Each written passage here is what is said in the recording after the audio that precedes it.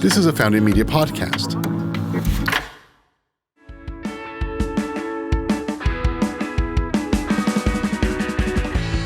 Welcome back to Masters and Founders.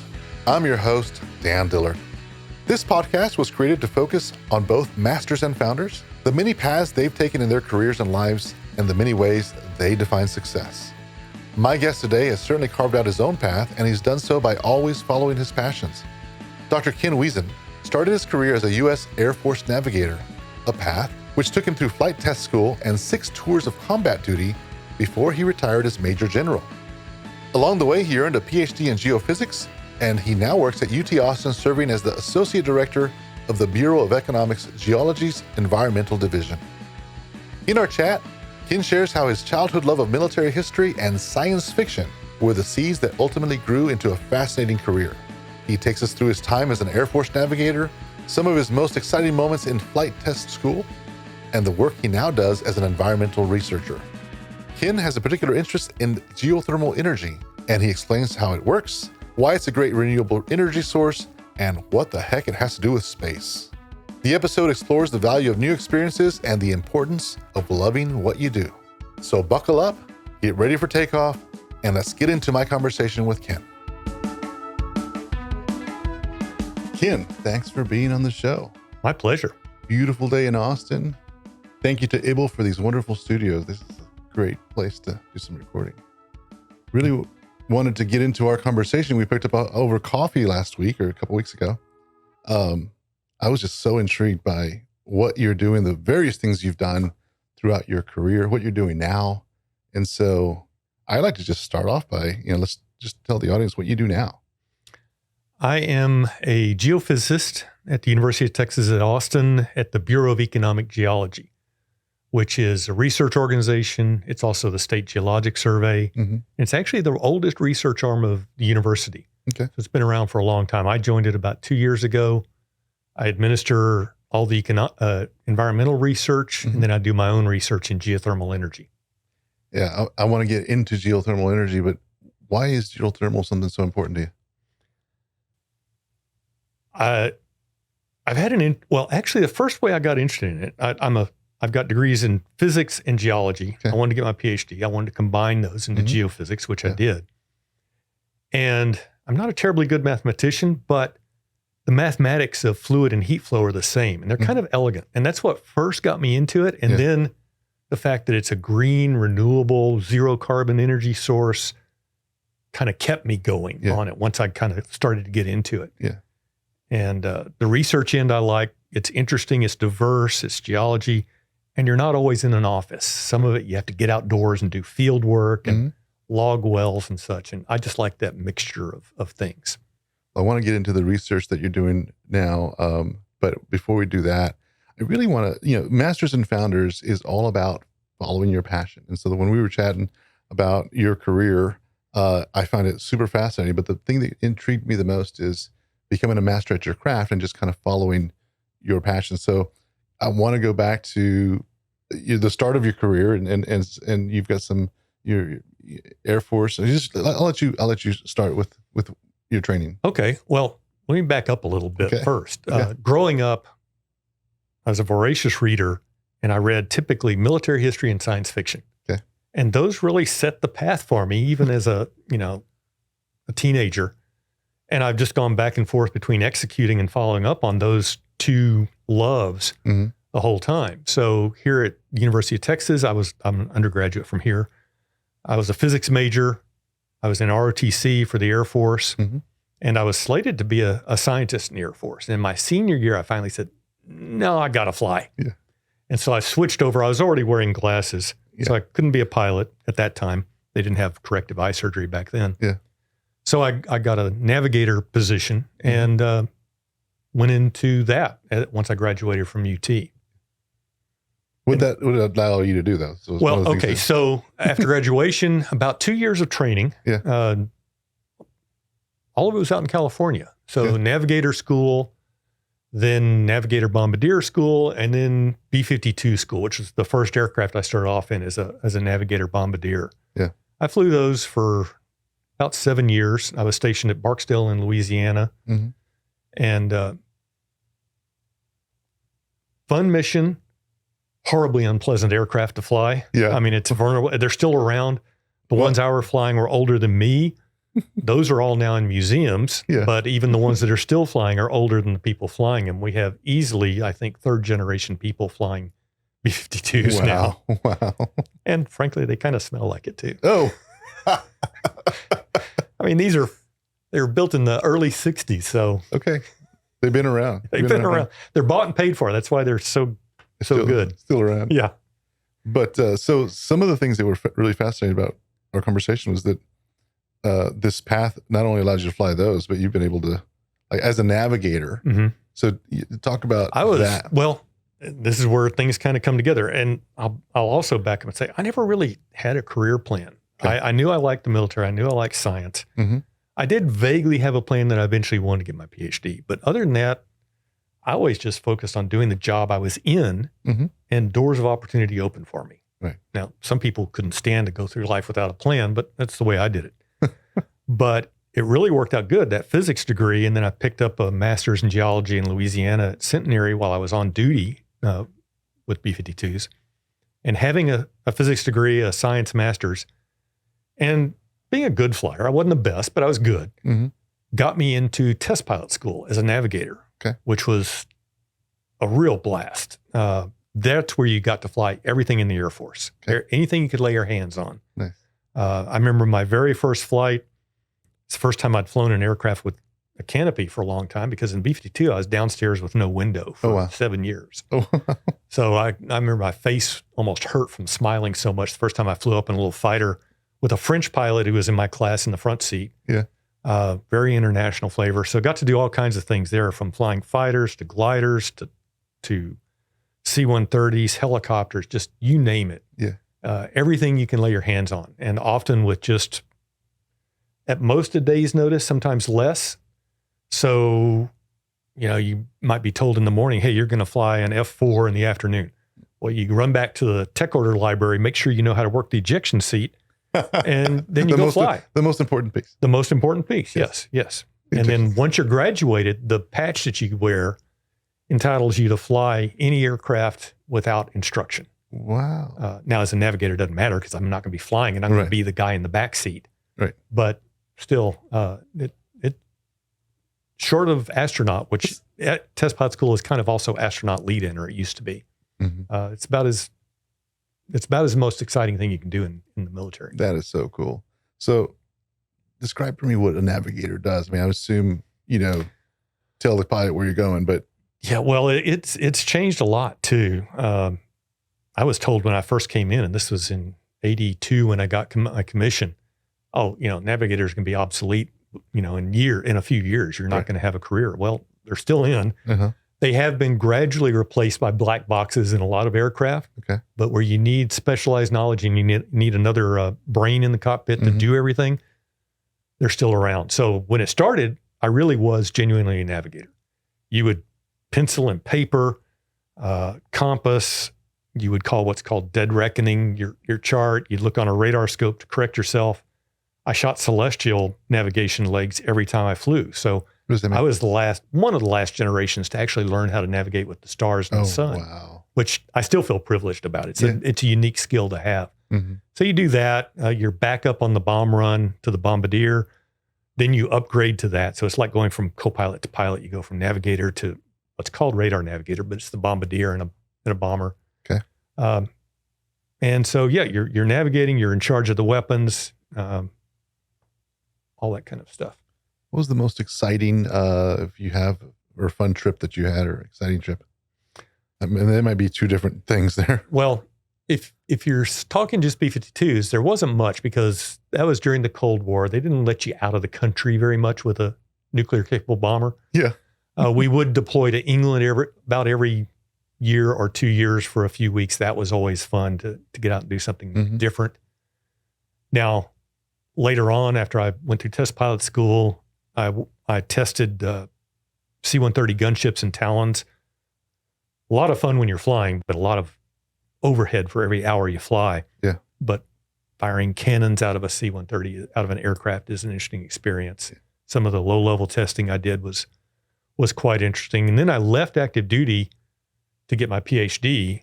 I cross-referenced that with where there were Guard and Reserve flying units I could keep going with. Ended up here in Texas flying C-130s. And there got to travel all over the world, South America, a lot of Europe, along with 3 wars, Bosnia, Iraq, and Afghanistan. Oh, so you were in the... So I did all 3 of my wars, and that's about 6 combat tours as a National Guardsman. I never had combat as an active duty officer, even in bombers. Wow.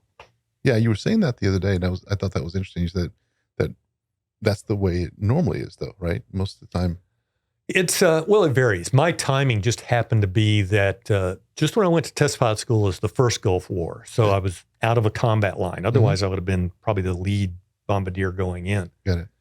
So I missed that one. And then after flying in the test world for a few years, I was really looking at probably having to fly a desk for the next 10 because there wasn't new stuff coming down for a navigator to be a test part of. Okay. So that's when I started saying, well, I've been wanting to get my PhD. I'll leave active duty and I'll go do something else. So, so I switched over and did that. What was your original question? I started rambling there and got lost. Well, you mentioned that you actually participated in, you weren't in active duty. You actually, it was a reserve. And so as a guardsman, which is like the reserves, but, well, the Guard and Reserve together are a pretty substantial chunk of the Air Force's combat power. So everything that happens has Guard and Reserve in it. You just don't notice it because it just says Air Force on the patch. But while I was working on my PhD at SMU, during the summer, several times I went and participated in the Bosnian War. You know, you just go for a few weeks. What did you do on your summer vacation? Well, I went to war for a little bit. Bearing in mind, I've got to caveat this. Having been in multiple wars now, all credit to the guys and gals on the ground. Right. One lesson I've really learned hard is that it's a lot better in the modern battlefields to be flying over the battlefield than to be on the battlefield. Right. So I don't take for granted that, you know, the worst combat mission I had would have been considered a milk run in World War II. Wow. So anyway, Bosnia, and then Iraq for the beginning of the second Iraq War, Afghanistan a couple of times. Yeah. The danger that you felt while you were during the war, getting shot at, or not all that much. Danger, I didn't feel too much. Now, all my physical combat time is in slick C-130s, unarmed transports. Okay. You also don't have good vision out there. So if it's daytime, you often wouldn't even know if you're being shot at till holes appeared in the aircraft, which never happened to me. Okay. At night, when you're flying with night vision goggles, you can see anyone shooting for 10 miles around. You understand the threats. I never felt a direct threat. Okay. Before my first combat mission, I'm a little bit nervous, not knowing what to expect. Once you're at the aircraft, you open up your checklist, you're starting to do the stuff that you're trained for, all that goes out your head. Okay. Don't even notice it. And from then on, you're just immersed in the mission. It's busy, you're doing your stuff. So I didn't feel that. Fears, Again, the air war for the U.S. people has not been a huge threat. Right. If you're flying helicopters, it's significantly more. Yeah. If you're flying fighters, it's significantly less than C-130s because we're flying low and slow. We do airdrops. Yeah. The fighters are up high. They shoot back. We don't. So, we did have some of our C-130s get shot up a little bit or mortared, but fortunately no one hurt from our unit. Yeah. Good. It's always interesting to hear just the perspective of someone's life, like what you actually have gone through. And as far as most interesting aircraft that you've been in, or fastest, or wow, there's all kinds of things. I mean, some of the highlights that really stick in my mind was my first time flying gliders in the Sierra Nevadas. That was part of test pilot school. Another one was the one time I've been at Mach 2 was in a real stripped down F4 fighter. They're all retired now, but an F4 Phantom, just zipping over the top of Edwards Air Force Base in California with a future astronaut in the front seat and just having a blast. I can also remember rat racing through the Sierra Nevadas in a pair of F4s. So you're just zipping through the valleys at 450 knots. You crest a ridge and you roll over on your back, and then you pull hard at the ground to get back down low. And that's an odd feeling to look up and feel the G's as you're pulling towards the ground. So those experiences, flying a helicopter for the first time in Canada with Canadian forces, a lot of interesting memories. F-16, doing a max performance takeoff. So you take off, you stay right above the runway, you bring up the gear, you keep the afterburner in. By the end of the runway, I don't remember, it's so long ago, but I think we're at 400 or 450 knots. You pull straight up, and a few minutes later, you roll out on your back at 40,000 feet. Wow. I mean, it's just an elevator ride or a roller coaster ride like nothing else. Wow. So yeah, there's a lot of visceral fun things that come from 30 years in the cockpit. Yeah, that's really cool. I always love hearing those experiences. It's just, you see a lot of this in the movies, and you're like talking to somebody like, oh, wow, that's really cool. And I will say, I don't think I'm an adrenaline junkie, but I am a new experience junkie. Okay. I love new experiences, new learning. Mm-hmm. I never picked up a pilot's license. I have no desire to fly a Cessna around or anything like that. Right. Maybe I got spoiled. I don't know. You've been there. It was fun to play at government expense. I'd imagine after the experiences that you've had, flying a Cessna would be kind of boring. You can make it fun. It may not be wise, but you can make it fun or exciting. Yeah. Let's talk about the other side of your life. So that was the military part. Let's talk about your interest in the sciences and geothermal, and one of the things that fascinated me is the research you're doing now. And you said your interest was in space, and I was like, wow, tell me about that. Well, again, first I'll trace it back to being a science fiction nerd, and I still read science fiction on a regular basis. So I've always been interested in space. When I first was going to college, I was thinking about being an astronomer until I realized, one, you really have to be a really hardcore physicist. There aren't really astronomers. There's only astrophysicists nowadays. I'm not that good a mathematician. Plus, the overproduction of astronomers is fierce. Nowadays, as far as it's been a few years since I looked at the stats, but not that many astrophysicists actually work in university research positions. A lot of the quants in finance are astrophysicists or physicists. Okay. They're in other areas. So anyway, I love astronomy. I'm an amateur astronomer. I've got several telescopes. I like my field of geothermal research. And like I have a couple of times, I kind of bridge the two aspects of my love interest, so to speak, and realized, well, wait a minute, there's a lot of potential. We need energy sources on the planetary bodies we go to, whether it's the moon, Mars, the icy moons of the outer solar system.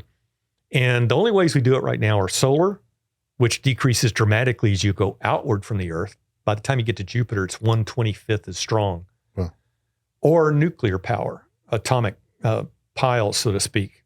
And those have their own problems, plus they're heavy. So what else could we do for power? And I thought, well, geothermal might work. And there are very different scenarios that I think look promising on the moon and in the icy moons. Mars, I'm not convinced of yet. Not much tectonic activity, although maybe a little bit. But the moon has some potential around the polar regions where you can get a real high temperature differential.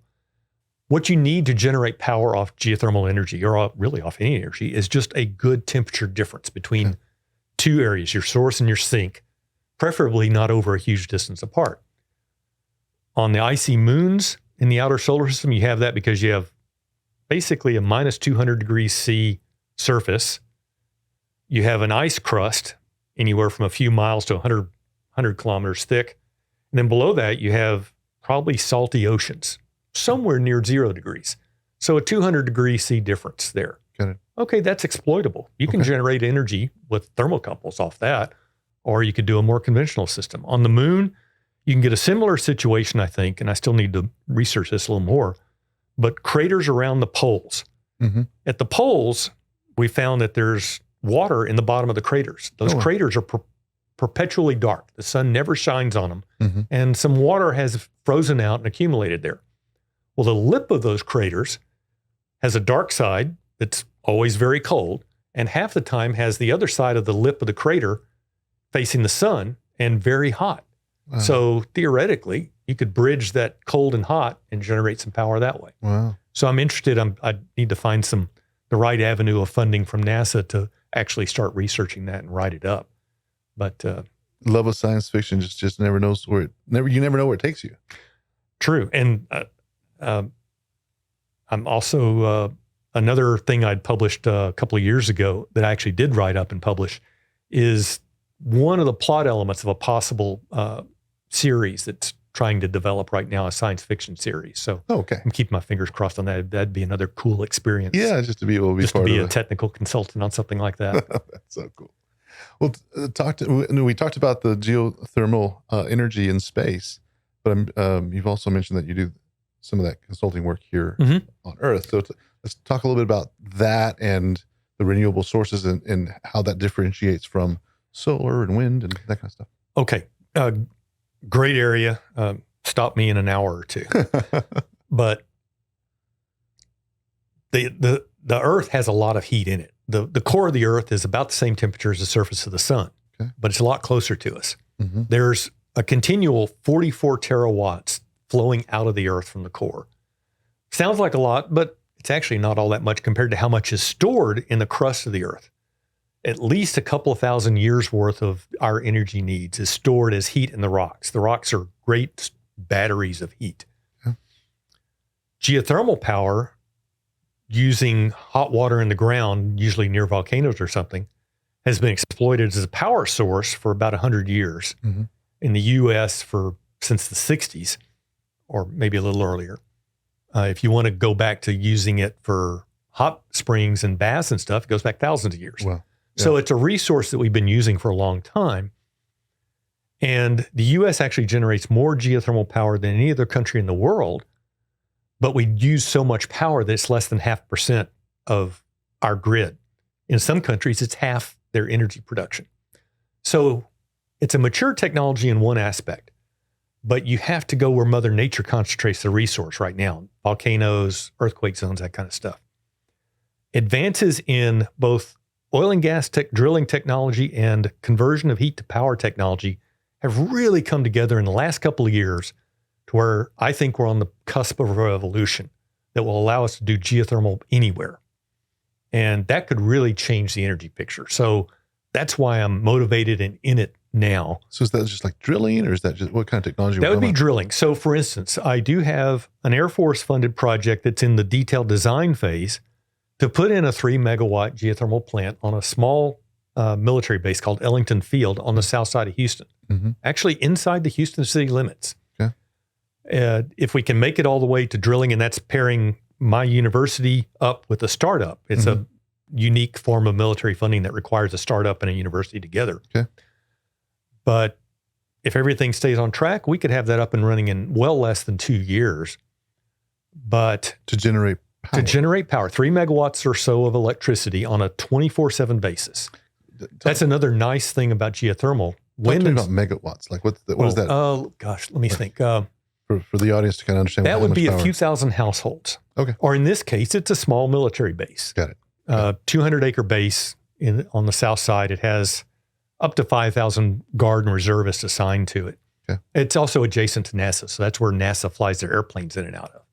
So Ellington Field. So yeah, 3 megawatts is a small town, a military base, something like that. This is a proof of concept. So this would be essentially a prototype. You can scale it up a lot. Rough modeling shows you probably get about 3 megawatts per well. You could drill multiple wells in an area within limits so that you could get up to maybe 10, 20, 30 megawatts in a relatively small area. You're having to drill, I always think in kilometers, 5 kilometers, so about 3 miles down in the Houston's setting. Depends on where you are geologically. You might have to drill 10 kilometers. You might only need to drill 1 or 2 to get to the level of temperatures you need to generate power. And you do this by, instead of a Mother Nature engineering or designing a flow system with hot water, you do your own. Yeah. That's what enables you to do it anywhere. So you drill, there's a variety of schemes, 1 well, 2 wells, but you circulate some fluid at depth, extract the heat, bring it up to the surface, and run it through a turbine. Pretty simple concept. It's been used for ages. That's the basic idea. It's just the technology has really come together in only the last few years to make this happen. And there's multiple startups launching projects around North America in particular, but other parts of the world too. And so within a couple of years, we're going to have real good clarity, I think, on what works or what doesn't. And frankly, if even one of the methods works, I think it's off to the races on putting in zero carbon geothermal energy. Renewable, or how long does that well last, or what does that look like? Renewable by most definitions. You are technically mining heat, but at a very slow rate. So a typical place, when you set up your system, you'll get a peak amount of heat out, and then that'll follow kind of an exponential decline over time. So you'll level out pretty much, depending on the scale of your system and a variety of other things, in a few years or so, and to a pretty constant level. And a well-managed system can last essentially indefinitely. Again, the oldest one operating in the world is Larderello, Italy. It's been running for over 100 years. The geysers in California is the largest one in the U.S. That's a massive plant, 800 plus megawatts. After some problematic management in the 70s and 80s, they're on a good track now. And so it's steady state. As long as you manage it well, it'll keep going. So renewable for at least hundreds of years, if not longer, and a great bridge until we can figure out fusion, which would be my ultimate hope, is that we can figure out fusion. That would be really cool too. What's the difference between that? So when you're looking at renewables, between that and like solar or wind? Fair question. They are both renewables. The key overriding difference is that geothermal is always on. And so it's base load.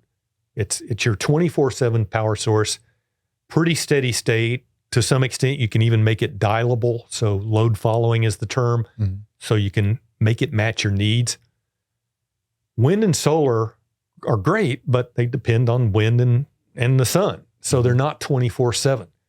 And that's starting to dawn on, for instance, power companies and such. So for instance, and I love wind and solar, no matter how much wind and solar you install, you can't decommission any old plants because you got to keep them on standby for when there isn't wind and sun. Right.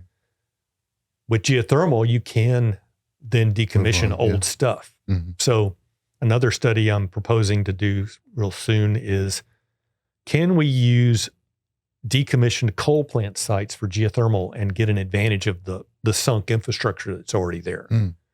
So it might be I love when you can turn, these fossil fuel either skill sets or facilities or whatever into a nice green renewable. And, the oil and gas industry, they don't have the best PR, but their skill set transfers 80 to 90% right into doing geothermal. Nice. So you can turn it from being a fossil fuel to a green source. Wow. I hadn't even thought about that, but that would be really cool. And all the major companies are really watching the subject closely. They've all formed teams that are monitoring and looking at how they can get into it and that kind of stuff. You mentioned startups. You see more startups in this area?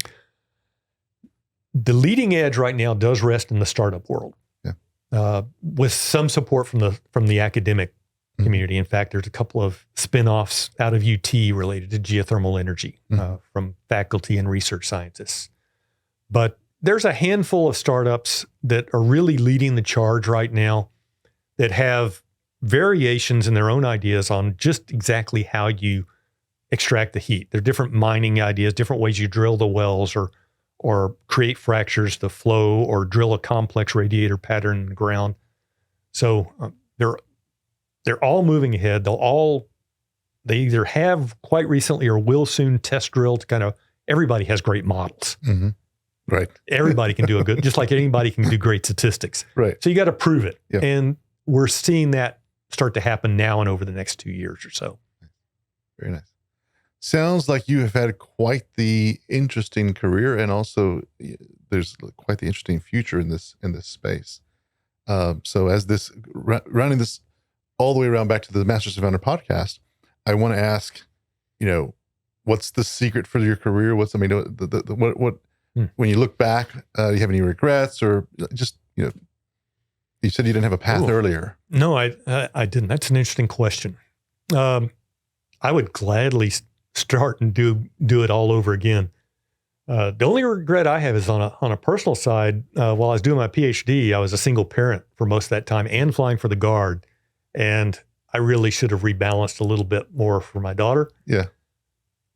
that's really the only thing I would change. It's been fun, exciting. I mean, we were talking beforehand. I've gone from one low-paying career field to another. Money is obviously not my driver. I like contributing to knowledge. I like learning new things, experiencing new things, and I've been able to do that. Even in the military, I turned down jobs, which is a pretty rare thing, but it never hurt me. But I turned down things because, I just didn't think I would like it enough to be good at it. Right. The one thing I found is I really think you got to love what you do, because otherwise you won't work hard enough at it to be good. Bingo. And I've known a lot of people that they're in a career that they think they should be in, but they're miserable. Yeah. I haven't had that. That's cool. I've really had a good ride, and it's been a lot of fun. Well, and I enjoyed that aspect, and that's inspiring, because I think more people just need to hear that message. It's like, just follow what makes you happy inside, and things will work out, and you won't have the regrets. They generally will. There's randomness to it too. Right. You can't avoid that, but I respect someone who does anything they do with enthusiasm and love. Yeah. I'm not that good with my hands, but I really admire good woodworking. Mm-hmm. I'm not a terribly good writer. I really admire good authors, people who can write. Yeah. I thought I knew how to write, having done a PhD and all. And then I went to the Army War College, where I had to write more general stuff, and found out I'm not that good a writer. It's humbling to know that after a while. You're like, that's I can write a science article, but I'm not as good at writing a general piece on anything. Well, everybody's got their gift, at the end of the day. And it's, as long as you find what that gift is, and follow that path, I think that you're on the right path. So, well, thank you very much for joining me today. I really enjoyed the conversation. I look forward to checking in on you and figuring out what's going on in the future with geothermal. It's been a pleasure. Really enjoyed it. Thank you very much.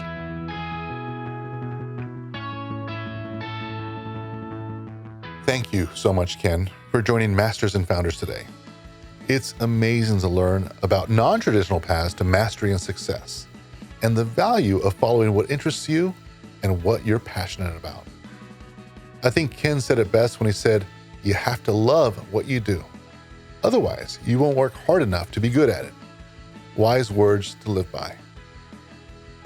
And thank you, listener, for tuning in to Masters and Founders today. To learn more about how podcasting can help your business, visit us at foundingmedia.com. If you enjoyed this podcast, don't forget to subscribe and tell a friend. See you next time.